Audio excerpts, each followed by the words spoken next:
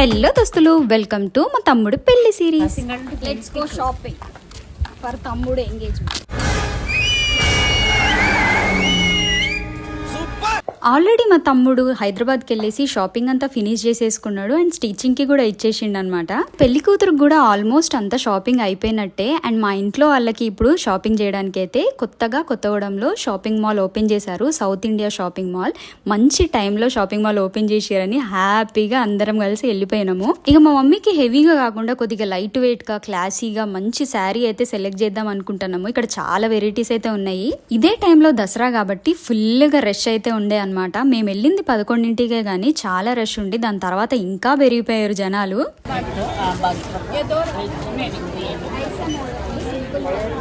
दूसरे मॉडल्स रहते बताओ, ओपन नको करो, बताओ पसंद आए तो लेते नहीं तो वो लेते। एक बार देखो आप చిన్నప్పుడు నాకు ఇంత క్లారిటీ ఉండేది కాదు, అసలు నేను ఒక్కటి కూడా నచ్చేదని కాదు. మా మమ్మీకి నాతో షాపింగ్కి వెళ్ళాలంటే చచ్చే భయం వేసేది, అస్సలు సెలెక్ట్ చేయదు అంజు, నేను సెలెక్ట్ చేసినా కూడా నచ్చదు అని చెప్పి. కానీ ఈసారి మాత్రం మా మమ్మీకి మేము అందరం కలిసి సెలెక్ట్ చేసినాం అండ్ తనకి నచ్చింది మాత్రమే తీసుకున్నాము. ముస్లిమ్స్ అందరు దాదాపు పట్టు చీరలు తక్కువగా కడతారు, ఇట్లా ఫ్యాన్సీ శారీసే ఎక్కువగా చూస్ చేసుకుంటారు కదా, అందుకేనేమో ఇట్లా మా మమ్మీకి ఇవే నచ్చుతున్నాయి. Much later.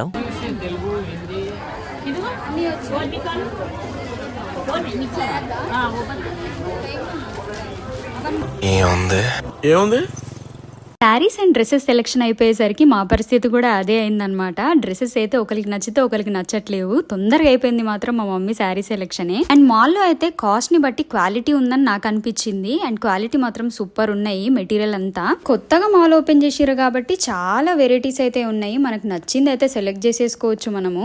మా మమ్మీ అయితే ఈ డ్రెస్ తీసుకోమని చాలాసేపు వాదిచ్చింది నాతోటి. నాకేమో నేను అంత కాస్ట్ పెట్టాను మమ్మీ అని చెప్పి మా మమ్మీతో నేను వాదిస్తున్నా. ఈ లాంగ్ లెంత్ ఫ్రాక్స్ దగ్గర అయితే చాలాసేపే చూసినాం మేము. మంచి వెరైటీస్ అయితే ఉన్నాయి.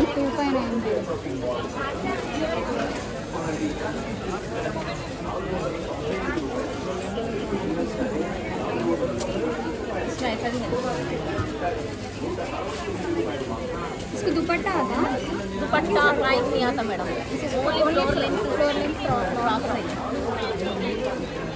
Long frock. ఇక చిన్న షాపింగ్ అయితే ఎప్పుడు సగం సగమే అవుతుంది. వాడి సైజు దొరకవు, ఎందుకంటే వాడు కొద్దిగా బక్కగున్నాడు అండ్ హైట్గా అయిపోయింది కాబట్టి వాడి సైజ్ అసలు దొరకలేదు మాకు. అసంపూర్ణ షాపింగ్ అయింది బాబుది, మళ్ళీ కొనాలి. తెలుసు మీరందరూ ఆర్యన్ కోసం చూస్తారని చెప్పి వాడినైతే తీసుకురాలేదు. ఈ గందరగోళంలో వాడు ఇంకా గందరగోళం, అస్సలు భరించలేము వాడిని మనము.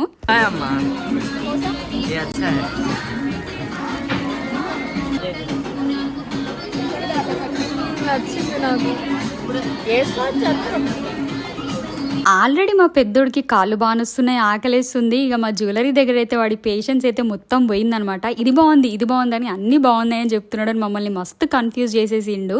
కాకపోతే జ్యువెలరీ అయితే తీసుకున్నాము.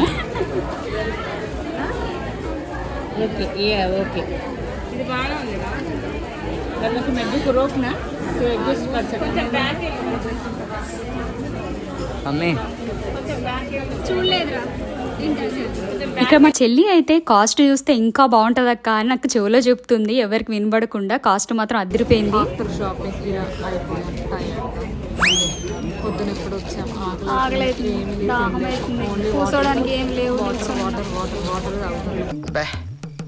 ఏం ఈ పనుల్లో కనిపించలేదు, పైగా ఫిజికల్ గానీ మెంటల్ గానీ స్ట్రెయిన్.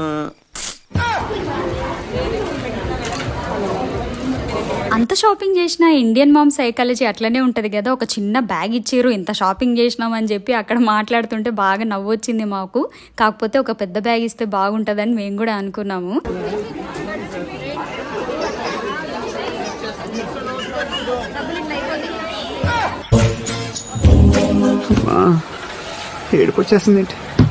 ఎంత ధైర్యంతో వెళ్ళినాం తెలుసా షాపింగ్కి. ఈవినింగ్ కల్లా వచ్చేస్తామని చెప్పి ఈవినింగ్ అయిపోయింది, నైట్ కూడా అయిపోయింది. ఇక మా మొక్కలు చూడండి ఎట్లా వాడిపోయినాయో. తినడానికి బయలుదేరిపోయినాం పక్కనే.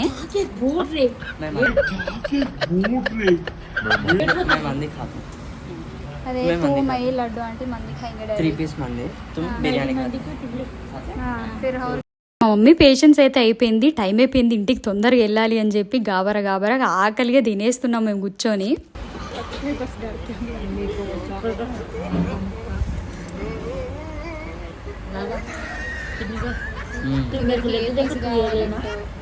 మమ్మీ ఎంత ఆకలి అవుతుంది?